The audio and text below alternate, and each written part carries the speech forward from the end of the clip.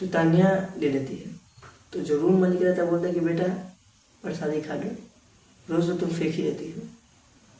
अब ये सुनने के बाद तान्या शॉक्ड हो जाती है कि मैंने तो कभी भी इनके सामने नहीं फेंका, जब भी फेंका तो इसे छुपा कर फेंका कि कोई देखे ना।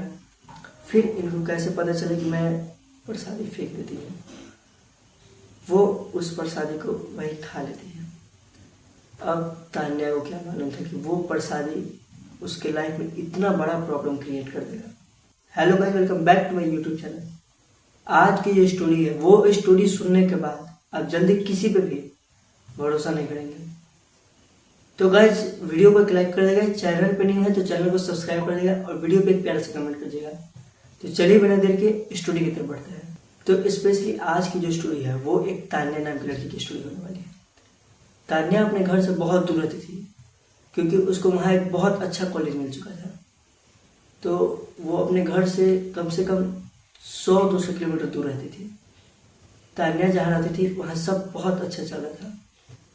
अब खुशी का बात यह था कि तान्या का समर वेकेशन होने वाला था और तान्या घर आने वाली थी। इस बात को लेकर सभी एक्साइटमेंट थे।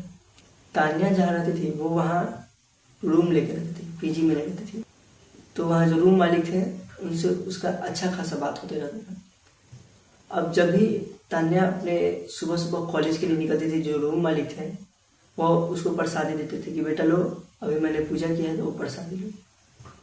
तो तान्या तो पहले थोड़ा सा सोचती थी लेकिन फिर ले लेती थी और नीचे जाके उसको फेंक देती थी, क्योंकि जो तान्या के घर वाले थे वो उसको क्लियरली समझाया था कि वहाँ के जो लोग दिखते हैं वो होते नहीं और जो होते हैं वो दिखते नहीं। तो वहाँ के किसी लोगों पे तुमको ट्रस्ट नहीं करना है, किसी भी लोग पे वहाँ ट्रस्ट मत करना, क्योंकि वहाँ के लोग ज़्यादा इस सब के चक्कर में रहते हैं। तो तान्या जब भी प्रसादी लेती थी तो वो नीचे आकर फेंक देती थी। फिर उससे कल होकर भी तान्या जब कॉलेज जा रही थी तो वो जो रूम मालिक था तान्या को देता कि लो बेटा प्रसादी। तो फिर वो नीचे जाती है और वो फेंक देती है।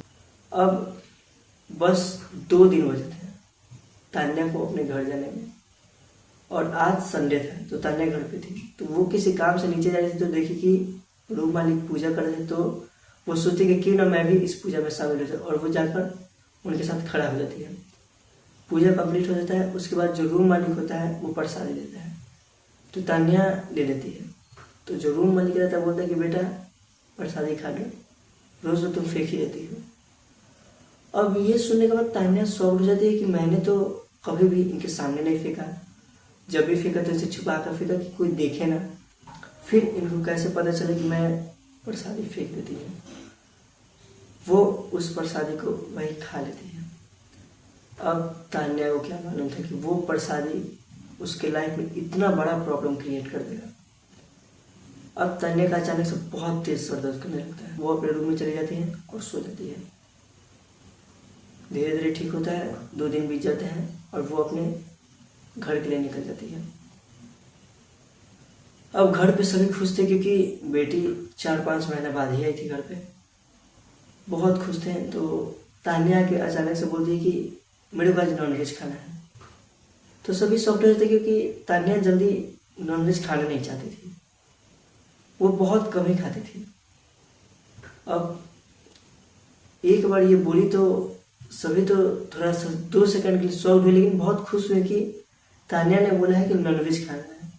तो वो लोग मतलब एक ही बेटी थी तो बहुत ज़्यादा मानते थे, उसका हर एक बात मानते थे। तो तान्या के पापा जाते हैं और तान्या के लिए नॉनवेज लेकर आते हैं। अब क्या होता है कि घर पे नॉनवेज आता है, बनता है।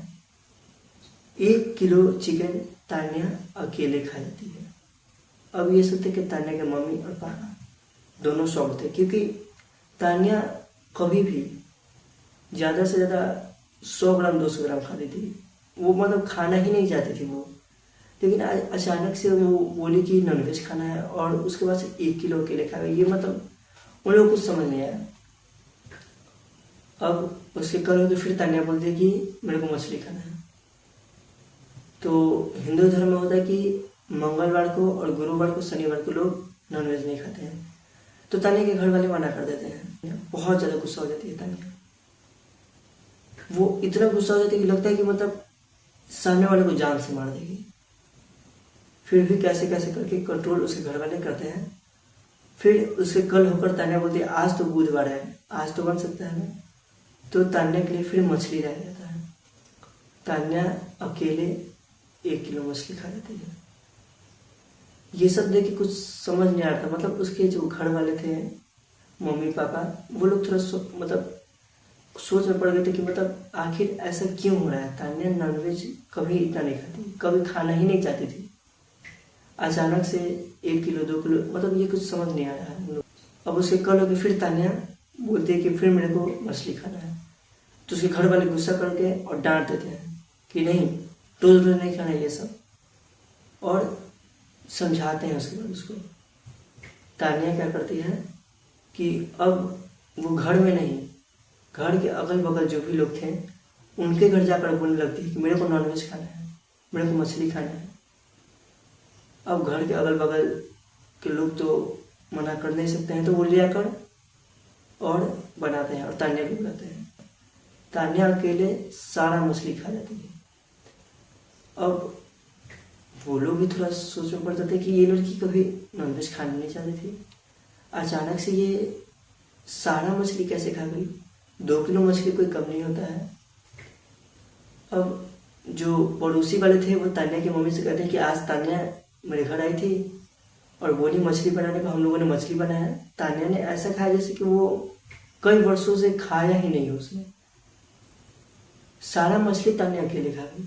अब उसकी मम्मी को वहाँ थोड़ा शर्मिंदगी महसूस हुआ है, क्योंकि तान्या पड़ोसी के घर जाकर मांग कर खाने लगी थी। अब तान्या फिर अपने घर में बोलती है कि मेरे को मछली खाना है। ज़्यादा तान्या मछली खाने को बोलती थी। अब उसके घर वाले मछली लाकर बना देते हैं, क्योंकि वो नहीं चाहते थे कि फिर तान्या किसी पड़ोसी के घर जाए और मछली मांग कर खाए।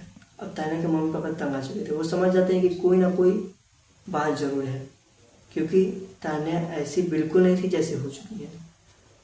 अब किसी बाबा के पास तान्या को ले जाते हैं।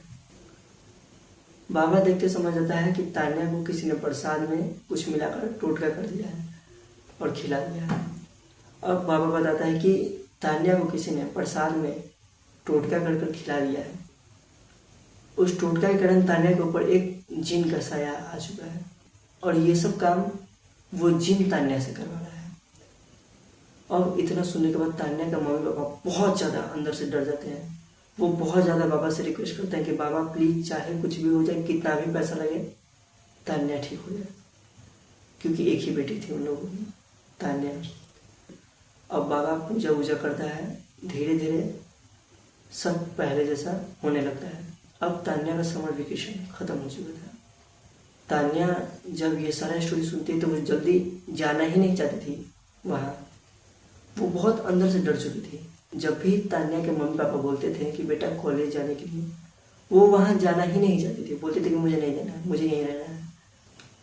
अब तान्या के मम्मी पापा बहुत ज़्यादा समझाते हैं, बेटा तुम्हारा करियर ख़त्म हो सकता है, इसीलिए तुम वहाँ जाओ और वहाँ से रूम चेंज कर दो और दूसरे जगह रूम लेके अच्छे से रहो। उसके बाद तान्या धीरे धीरे इन सब इंसिडेंट को भूलकर वहाँ चली जाती है। और जाते जाते सबसे पहले तान्या एक रूम ढूंढती है और उस रूम को छोड़कर दूसरे रूम में शिफ्ट हो जाती है। फिर तान्या कॉलेज जाने लगती है, आने लगती है, और फिर धीरे धीरे सब नॉर्मल हो जाता है। तो गाइस यही थी स्टोरी। वीडियो थोड़ा सा बेहतर लगे तो लाइक कीजिएगा, सब्सक्राइब कीजिए, कमेंट कीजिए। Thanks for watching.